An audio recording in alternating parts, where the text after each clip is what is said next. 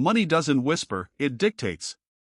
But when she stood in the doorway of my sawdust-covered workshop, wearing a suit that cost more than my truck, her voice barely broke the silence. She wasn't commanding a boardroom. She was carrying out a dying man's final, absurd request. I had a 6-year-old daughter who needed dental surgery, a stack of red-inked bills, and a stubborn sense of pride. I should have told her to leave. Instead, I listened. Sawdust has a way of getting into your pores, your clothes, your coffee. I didn't mind it. It was honest dirt. I was 50 feet up on an indoor scaffold, carefully stripping a century of old varnish off the grand staircase of the Ashcombe estate. Down below, life was considerably more complicated. My phone buzzed in my tool belt. Another missed call from the landlord. Another text from my daughter Maisie's after-school program reminding me that the tuition was 2 weeks late. I wiped sweat from my forehead with the back of a calloused hand, leaving a streak of grime across my skin, and picked up my sanding block. You don't get out of a hole by staring at the dirt. You dig. You're taking too long on the balusters, Cole. The voice was thin, reedy, but carried the undeniable weight of a man who had spent 70 years telling people what to do and watching them scramble to do it. I looked down. Julian Ashcombe sat in his motorized wheelchair at the base of the stairs. An oxygen tube looped over his ears. A plaid blanket draped over his frail legs. He owned half the commercial real estate in the city, but right now his world was confined to this cavernous, drafty foyer. I climbed down the scaffolding, boots echoing on the marble floor. You're paying me for historical accuracy, Mr. Ashcombe. You want it fast? Hire a crew from a big box store. They'll slap some polyurethane on it and be gone by Friday. Julian chuckled, a wet, rattling sound that ended in a cough. I don't pay for fast. I pay for right. How is the girl? Maisie's fine, I said, wiping my hands on a rag. She lost her second front tooth yesterday. Looks like a tiny, aggressive hockey player. A genuine smile cracked through the deep lines of Julian's face. He liked Maisie. I had brought her to the site a few times when the sitter bailed, and instead of being annoyed by a 6-year-old running around his pristine estate, Julian had actually let her sit on his lap and push the joystick on his wheelchair. You're a good father, Cole, he said quietly, his eyes drifting up to the vaulted ceiling. It's a rare thing. Most men are too busy building their empires to notice the people they're building them for. Before I could answer, the heavy oak front doors swung open. The temperature in the room seemed to drop 10 degrees. Elena Ashcombe walked in. She didn't just enter a room, she occupied it. She was on her cell phone, holding it away from her mouth, just far enough that her words wouldn't blow out the speaker, but her voice cut through the air like a serrated blade. I don't care what the zoning board said, David. Tell them if they don't approve the permits by Tuesday, we're pulling the funding for their new community center. Yes, all of it. Call me when it's done. She hung up, sliding the phone into the pocket of a charcoal gray suit that draped perfectly over her sharp shoulders. She was 32, maybe 33, striking but entirely unapproachable. Her dark hair was pulled back into a severe knot. She looked at me for a fraction of a second. Just long enough to register me as the hired help before turning her attention to her father. Dad, the doctor said you're supposed to be in bed. The doctors are overpaid mechanics, Julian rasped. I wanted to watch Cole work. He actually finishes what he starts. Elena's jaw tightened. The board meeting is at 4. They're pushing back on the merger. They think without you at the helm, the company lacks traditional stability. She said the words with dripping disdain. They're old men, Elena. They want to see a family name on a family business. They look at you and see a mercenary. I'm protecting your legacy. You're hoarding it. Julian snapped back, the sudden burst of energy costing him his breath. He wheezed, his hand gripping the armrest. Elena stepped forward, her expression briefly fracturing into genuine panic, but she caught herself. She didn't reach for him. She just stood there, hands clenched tightly at her sides. I have to go back to the office. Please let the nurse take you upstairs. Without another glance in my direction, she turned and marched out, heels clicking sharply against the marble, the heavy doors shutting behind her. Julian sat in silence for a long time. The only sound was the rhythmic hiss of his oxygen concentrator. I went back to my tools, pretending I hadn't just witnessed the wreckage of their relationship. She's drowning, Cole, Julian said softly, looking at the closed doors. She has millions in the bank and she is entirely, hopelessly alone. And it's my fault. I taught her how to be a CEO. I forgot to teach her how to be a human being. She's a grown woman, Mr. Ashcombe. She makes her own choices. Does she? Julian murmured. He looked at me, his pale eyes suddenly sharp, calculating. It was the look of a man used to making high-stakes bets. You need money, Cole. I see the envelopes in your truck, past due notices, medical bills. Your truck sounds like it's dying, and your hands are shaking from exhaustion. I stopped packing my tools. A flush of anger hit my neck. My finances aren't your concern. Everything in my house is my concern, he said simply. He tapped his fingers on the armrest. We all need something, Cole. The trick is finding someone whose needs align with yours. He didn't say anything else. He just turned his chair and rolled away toward the east wing. I stared after him, an uneasy feeling settling in my gut. I brushed it off, chalking it up to the rambling of a dying man. 2 weeks later, Julian Ashcombe died in his sleep. Funerals for the obscenely wealthy are strange spectacles. There's very little actual weeping. It's mostly a networking event with black umbrellas. I stood at the back of the cemetery holding a large black umbrella over Maisie. She wore her best dark blue dress and swung her legs, blissfully unaware of the gravity of a burial. I was there because I respected Julian. He had paid me fairly, treated me like a man rather than a machine, and liked my kid. That was enough to earn an hour of my Tuesday. Down by the grave, Elena stood completely still. She wore a tailored black coat, a wide-brimmed hat, and dark sunglasses. She was flanked by a dozen lawyers and board members, but there was a visible perimeter around her. No one touched her. No one offered an arm. She looked less like a grieving daughter and more like a queen preparing to defend a besieged castle. When the service ended, I took Maisie's hand. All right, kiddo. Let's go get some ice cream. A man in a sharp suit intercepted us before we reached my beat-up truck. Mr. Reyes, Ms. Ashcombe requests your presence at the estate on Thursday morning at 10. I'm done with the job, I said. The stairs are finished. This isn't about the stairs, the man said smoothly, handing me a heavy card. 10 o'clock, Thursday morning. I sat in Julian's sprawling, wood-paneled library. The scent of old paper and leather polish was thick in the air. Elena sat behind her father's massive mahogany desk. She looked exhausted. The sharp edges of her corporate armor were still there, but there were dark hollows under her eyes, and her hands were clasped so tightly her knuckles were white.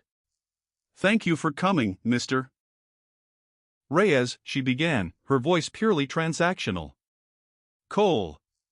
She took a breath. My father was a complex man. He was also a controlling one. He left behind a rather archaic stipulation in his trust. I crossed my arms, leaning back in the leather chair. What does this have to do with me? Elena stood up, pacing to the large window overlooking the manicured grounds. The board of directors is using his death to stage a coup. They claim I don't possess the stability and traditional values required to lead Ashcombe International through our upcoming merger. It's coded language, of course. They mean I'm an unmarried, ruthless woman, and it makes our conservative investors nervous. Sounds like a corporate problem. She turned to face me. My father anticipated this. He locked my voting shares in a secondary trust. It only transfers to me unconditionally if I'm married and can demonstrate a stable domestic life to the board within the next 6 months. I stared at her, waiting for the punchline. You're joking. My father never joked about money, Elena said coldly. She walked back to the desk, picking up a thick manila folder, and slid it across the polished wood toward me. I didn't touch it. I'm a carpenter, Elena. Not a lawyer. I know what you are. I know you owe $42,000 in medical debt from your late wife's illness. I know you're 3 months behind on rent. I know you drive a truck with a cracked engine block. And I know your daughter needs pediatric dental surgery you can't afford. I stood up, my chair scraping harshly against the floor. You looked into my background. You have no right. I have every right when I'm about to offer you an exit strategy, she interrupted, her voice finally rising, cracking with a desperate edge. She caught herself, reeling it back in. She looked at the floor, then back up at me. The icy facade dropped for a fraction of a second, revealing a deeply tired woman. My father liked you, she said softly, almost to herself. He said you were grounded. He said you knew the value of things, not just the price. She walked around the desk, stopping a few feet from me. The air in the room felt heavy. She looked up into my face. My father said you needed a wife, she whispered. I looked at her. Really looked at her. I saw the tension in her jaw, the slight tremor in her hands. She was a billionaire, a titan, a shark. But right now, she was just a woman trying to keep the only thing she had left from being stolen from her. I thought about Maisie. I thought about the collection notices stacked on my kitchen counter. I thought about the look on Julian's face when he told me, we all need something. It was a transaction, nothing more. But it was a transaction that would save my daughter's future. I looked down at the folder on the desk, then back to Elena. And I said he was right. The marriage contract was 80 pages long. I signed it in a sterile boardroom surrounded by 3 lawyers who looked at me like I was a remarkably lucky stray dog. I got all my debts paid instantly. A trust fund was set up for Maisie's education and medical needs. I received a monthly stipend. In exchange, I gave up any claim to the Ashcombe fortune, agreed to live with Elena for 2 years, and promised to play the role of the devoted, grounding husband for the public and the board. We had a courthouse wedding on a rainy Tuesday. Elena wore a white blazer and slacks. I wore the only suit I owned. The judge pronounced us husband and wife. We shook hands awkwardly, and then she went back to the office. Moving day was a disaster. Elena lived in a penthouse in the Harbor District. It was 4,000 square feet of glass, steel, and white marble. It looked like a museum for modern art, utterly devoid of warmth, history, or comfort. When I brought my duffel bags and Maisie's cardboard boxes through the private elevator doors, the sound of my work boots echoed off the walls. Maisie dropped her favorite stuffed bear, a worn, slightly stained thing named Barnaby, onto the pristine white rug. It looked like a crime scene. This place is scary, Dad, Maisie whispered, clutching my leg. It's just big, Bug, I said, picking up Barnaby and handing him back. We're going to make it ours. Elena arrived home at 9 that night.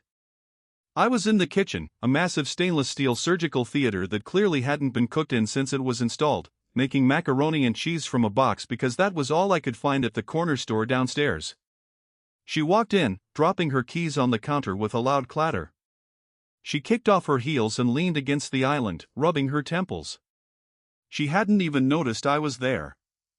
Rough day at the office, honey? I asked. Deadpan? She jumped, her head snapping up. For a second she looked utterly disoriented, as if she'd forgotten she was married. Then the exhaustion settled back in. Cole. Yes. The board is dragging their feet.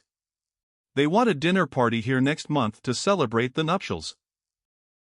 Better learn how to cook then, I said, stirring the neon orange pasta, because right now your pantry consists of sparkling water, aged scotch, and some sort of unidentifiable powder I think is matcha. She stared at the pot. What is that? Dinner. You want some? She looked at the boxed mac and cheese like I was offering her a bowl of radioactive waste. I'll order sushi. Suit yourself. I scooped a portion into a bowl for Maisie, who was sitting at the massive glass dining table, coloring intensely on a piece of paper. I placed a thick placemat under her paper, paranoid she'd scratch the glass. Elena walked over to the table. She stood behind Maisie, awkwardly watching her color. "What are you drawing?" she asked. Her voice wasn't mean, just stiff, like someone who'd read about children in a textbook but never actually interacted with one. "A dragon eating a bank," Maisie said matter-of-factly, not looking up. Elena blinked. "Why is it eating a bank?" "Because banks are mean and take away trucks." I winced, keeping my eyes on the stove. Elena looked over at me, something unreadable flashing in her eyes. She slowly pulled out a chair and sat down next to Maisie. "Well," Elena said quietly, "it's a very good dragon." The next few weeks were a study in avoidance. Elena left at 6 in the morning and returned at 9 at night. We were ghosts haunting the same ridiculously expensive apartment. I spent my days setting up my new workshop in a rented commercial space across the river, paid for by my stipend, though I hated touching the money. I took Maisie to school, picked her up, and tried to carve out a normal life in a place that felt anything but normal. But I couldn't stand the coldness of the penthouse. It gnawed at me. I was a man who built things, who restored life to dead wood. I couldn't live in a sterile box. So I started fixing it. I didn't ask permission. One Saturday, when Elena was at a weekend retreat, I brought home a load of reclaimed walnut. I spent 2 days building a massive rustic farmhouse table to replace the glass monstrosity in the dining room. I brought in plants. I bought colorful throw pillows and a deep, comfortable leather armchair that clashed horribly with her minimalist aesthetic. I covered the sterile kitchen island with a heavy butcher block. When Elena came home Sunday night, she stopped dead in the elevator bay. She looked at the dining table. She looked at the armchair. She looked at the wooden toys scattered near the sofa. "What did you do?" she asked, her voice low. I was sitting in the new armchair, reading a book. I made it livable. The glass table was a hazard for a 6-year-old, and sitting on your white sofa feels like waiting in a dentist's office. Her face flushed. "You don't have the right to completely change my home. It's our home, Elena. That's what the contract says. And if you want the board to believe we're a real family when they come for dinner, it needs to look like a family actually lives here." I closed my book and stood up. I'm not a prop, and my daughter isn't a prop. If we're doing this, we're doing it. I'm not going to tiptoe around a museum for 2 years. She stared at me, chest heaving slightly. I expected her to yell. I expected her to call her lawyers. Instead, her shoulders slumped. The fight drained out of her all at once. She walked over to the heavy walnut table, running a perfectly manicured finger over the grain of the wood. "It's warm," she murmured. "It's wood. It holds heat." She looked up at me. The armor was completely gone. "I'm just so tired, Cole." "I know." I walked toward the kitchen. "Come sit down." I made a roast. An actual roast, not out of a box. She hesitated, glancing back at the private elevator, her escape route. Then, slowly, she pulled out a chair at the new wooden table and sat down. It was the first time she hadn't immediately retreated to her office. I brought out 2 plates. I sat across from her. We didn't talk about the merger. We didn't talk about the board. We just ate in silence, the quiet ticking of the clock suddenly feeling a little less hollow. It was a small crack in the ice. But as any carpenter knows, a small crack is all you need to start splitting the block. Tension has a smell in Elena's penthouse. It smelled like expensive dry cleaning, ozone, and the faint metallic tang of panic. The board of directors was due in 45 minutes. Elena was pacing a trench into the living room rug. She wore a navy dress that looked less like evening wear and more like Kevlar. She held a tablet, her eyes darting over quarterly projections, but she wasn't absorbing a single number. Her breathing was shallow, short, sharp gasps of a woman drowning in her own living room. I was in the kitchen, searing bone-in short ribs in a massive cast-iron Dutch oven. The hiss of meat hitting hot oil drowned out the frantic tapping of her heels. I flipped a rib with a pair of heavy tongs. "You're going to wear a hole in the floor," I said, not looking up. "Preston Boss is coming," she replied, her voice tight. "He's the chairman. He's been trying to push me out since my father got sick. He's bringing 2 of his cronies. They aren't coming for a social call, Cole. They're coming to find the seams. Then we don't show them any." I poured a heavy splash of red wine into the pot. The alcohol burned off in a thick, fragrant cloud of steam, carrying the scent of garlic and thyme through the cavernous apartment. Elena stopped pacing. She looked at the stove, then at me. I was wearing dark slacks and a crisp white button-down with the sleeves rolled to my elbows. No tie. I wasn't going to pretend to be a corporate raider. I was playing the grounding force. That was the role I was hired for. "They're going to ask you questions," she warned, crossing her arms. "They'll try to make you look foolish. They'll try to prove we have absolutely nothing in common, and that this marriage is a sham to secure my voting shares." "Elena." I wiped my hands on a towel and leaned against the counter. "I've spent 20 years dealing with general contractors, city inspectors, and men who think screaming louder makes them right. I can handle 3 guys in expensive suits who play golf on Tuesdays. Just breathe."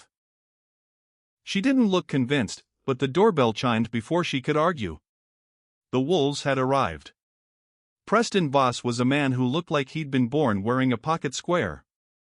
Silver hair perfectly swept back, a smile that didn't reach his cold, reptilian eyes, and a handshake that was intentionally a little too firm. He introduced his companions, 2 younger, equally slick executives who looked at Elena with thinly veiled predatory hunger.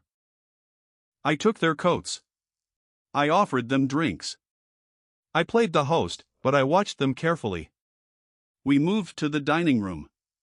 Preston stopped and stared at the heavy reclaimed walnut table I'd built. He knocked his knuckles against the wood, a patronizing smirk on his face. "Fascinating piece," Preston murmured. "Very rustic. A bit of a departure from your usual refined tastes, Elena. Did you pick this up at a flea market?" "I built it," I said, setting a bowl of roasted root vegetables on a cork mat. Preston turned to me, eyebrows raised in mock surprise. "Ah, yes. The carpenter. Elena mentioned you work with your hands. How wonderfully quaint. It must be so satisfying, putting little pieces of wood together." "It pays the bills," I said evenly. "Have a seat, Preston." Dinner was a battlefield masquerading as a meal.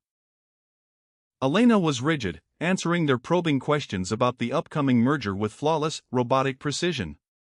She was brilliant, citing market trends and logistical synergies, but she was entirely on the defensive. Preston parried every point she made, steering the conversation back to the instability of her recent lifestyle changes. "It's just a lot to take on, Elena," Preston said, swirling a glass of Bordeaux. "A new marriage, a sudden instant family. Managing a multi-billion-dollar international shipping conglomerate requires absolute focus. We simply worry that your domestic obligations might distract from your fiduciary duties."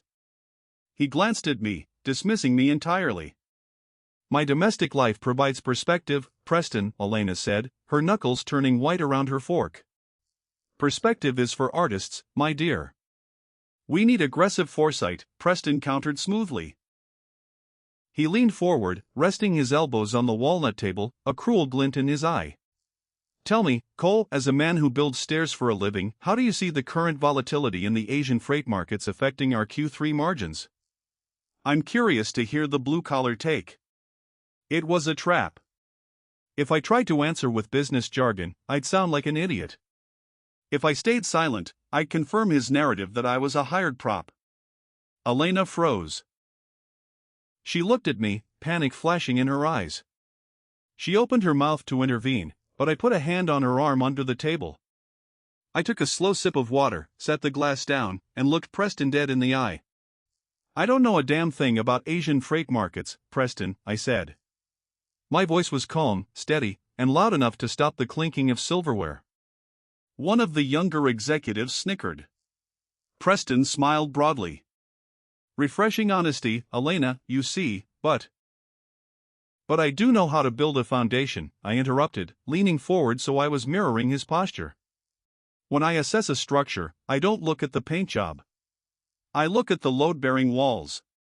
Your company is expanding too fast on the coast. You're snapping up smaller logistics firms, diluting your core operational standards. It's like using cheap pine for a support beam because it looks thick. Eventually, it snaps. Preston's smile faltered. The snickering stopped. Elena sees the cracks, I continued, my voice hardening. She wants to consolidate operations before pushing the merger through. You want to rush the merger to inflate the stock price so you can cash out your options before the rot shows. That's not aggressive foresight, Preston. That's an exit strategy for a coward.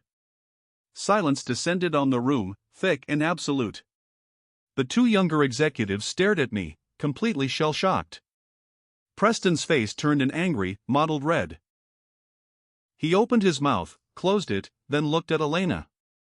You discuss board secrets with a handyman? He's my husband, Elena said. Her voice wasn't tight anymore. It was remarkably clear. She sat up straighter, looking at Preston not as a defensive daughter, but as a CEO. And he's entirely correct.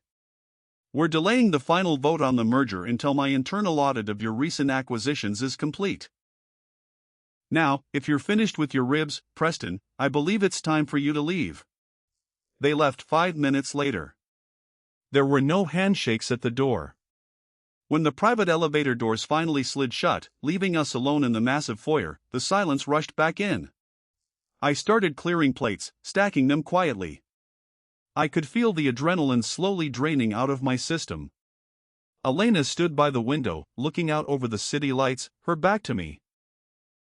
You looked into the company, she said quietly. I read the prospectus you left on the kitchen island last week, I admitted, carrying a stack of plates to the sink. Figured if I was going to get ambushed by suits, I should at least know what they were wearing. I turned on the faucet, warm water washing over my hands. I heard her footsteps behind me. She stopped at the edge of the kitchen. I turned around. She had taken off her heels. She looked smaller without them, but somehow more grounded. The rigid tension in her shoulders had melted away. She was looking at me with an expression I hadn't seen before. It wasn't transactional. It wasn't guarded. Thank you, she whispered. You don't have to thank me, Elena. It's in the contract. I provide stability. She shook her head slowly, stepping into the kitchen. That wasn't in the contract. You defended me. You saw exactly what he was doing, and you stepped in front of it. She reached out, her fingers lightly brushing the rolled-up sleeve of my shirt. Her touch was hesitant, as if she expected me to pull away. I didn't. You're a good man, Cole, she said, her eyes searching mine. I'm just a guy who hates seeing cheap pine used for support beams, I said softly. A small, genuine smile touched the corners of her mouth. It transformed her entirely. For the first time since I'd met her in her father's drafty mansion, I didn't see the billionaire CEO. I just saw Elena. Let's wash the dishes, she said. 6 months is a long time to pretend. Eventually the mask fuses to the skin, and you forget you're wearing one. Spring bled into a sweltering summer. The penthouse was no longer a museum. There were Maisie's crayon drawings magnetized to the stainless steel refrigerator. There was a worn rug over the marble floor in the living room.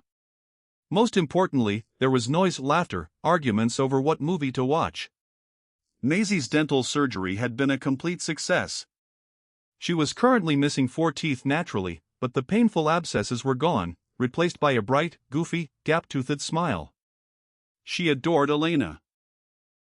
She called her Elle and had somehow convinced the most feared woman in corporate real estate to let her paint her fingernails bright sparkling blue on a Saturday afternoon. The arrangement was working perfectly. Too perfectly. It was a Tuesday afternoon when my phone buzzed in my workshop across the river. The air was thick with the smell of cut cedar and wood glue. I was running a plank through the planer when I saw Elena's assistant calling. "Cole, the board just voted. It's unanimous." The assistant's voice was practically vibrating with excitement. Elena secured her voting shares. The trust has been unconditionally transferred. The merger is moving forward on her terms. I turned off the planer. The sudden silence in the shop was deafening. "That's great news," I said. My chest felt hollow. "Tell her congratulations. She's in meetings for the rest of the day, but she wanted me to let you know." "Thanks." I hung up. I stood there staring at the cedar plank for a long time. It was done. The terms of Julian Ashcombe's ridiculous, manipulative will had been met. Elena had her empire. I had my debts paid and a healthy daughter. The transaction was complete. According to the clause buried deep in the contract, upon the unconditional transfer of the trust, the residential requirement was terminated. I packed up my tools slowly. My hands felt heavy. I had known this day was coming. I had prepared myself for it. I was a practical man. You don't build a permanent house on a rented foundation. I drove back to the penthouse. Maisie was still at her after-school program. I went into the bedroom I'd been using, a guest room I'd slowly filled with books and blueprints, and pulled my duffel bags out of the closet. I packed exactly what I'd brought with me 6 months ago: my clothes, my work boots, Maisie's stuffed animals. I left the expensive watches Elena had bought for me to wear to public events sitting on the dresser.